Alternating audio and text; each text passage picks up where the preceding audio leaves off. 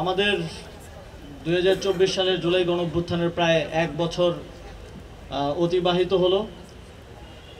যেই শহীদেরা তাদের জীবন দিয়ে সর্বোচ্চ ত্যাগ স্বীকার করে, যেই আহতরা আমার সামনে আছেন, আপনারাও সর্বোচ্চ ত্যাগ স্বীকার করে বাংলাদেশকে একটি নতুন স্বপ্ন দেখিয়েছেন।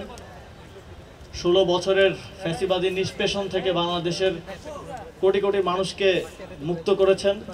আপনাদের প্রতি এই বাংলাদেশ নামটা যতদিন থাকবে ততদিন বাংলাদেশের মানুষ কৃতজ্ঞ থাকবে।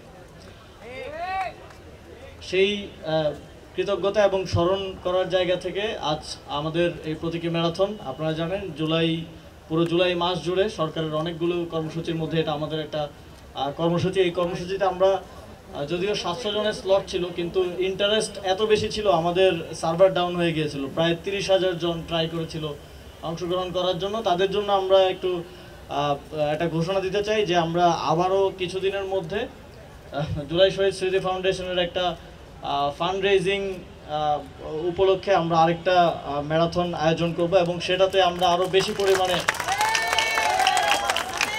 পার্টিসিপেন্ট নিশ্চিত করব, যাতে করে কেউ বাদ না পড়ে আর কি।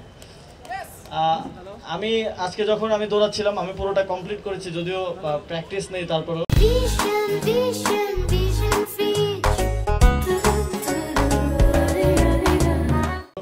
যখন দৌড়াচ্ছিলাম তখন আমার সাথে কয়েকজন আহত আমাকে সঙ্গ দিয়েছেন। এর মধ্যে একজন ছিলেন, এখানে হয়তো আছেন, যার পেটে গুলিবিদ্ধ, এখনও গুলিটা আছে। উনি সেটা নিয়ে আমার সাথে দৌড়েছেন এবং কমপ্লিট করেছেন।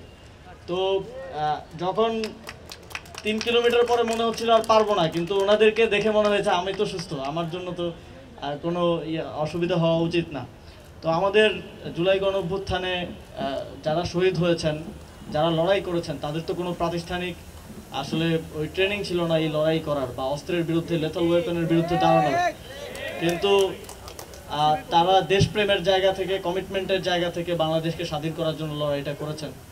তো আমাদের জুলাই গণঅভ্যুত্থানের শহীদ আহতদের স্বপ্নের বাংলাদেশ গড়ার লড়াইটাও একটা ম্যারাথনের মতো। যত কষ্টই হোক এটা আমাদেরকে শেষ করতে হবে, যত সময় লাগুক আমাদেরকে বাস্তবায়ন করতে হবে। তো এই ম্যারাথনটা এটা স্প্রিন্ট না যে 1 বছরের মধ্যে বা অন্তর্বর্তীকালীন সরকারি জুলাই গণঅভ্যুত্থানের সব শহীদদের স্বপ্নের বাংলাদেশ গড়ে দিয়ে যাবে। এটা একটা লাইফ লং লড়াই এবং এই লড়াইটা করার জন্য আমরা কমিটেড আছি, আমি কমিটেড আছি এবং এই লড়াইয়ে সারা জীবন আপনাদেরকে পাশে চাই এবং পাশে পাবো এই প্রত্যাশা ব্যক্ত করে আমার বক্তব্য শেষ করছি। আসসালামু আলাইকুম।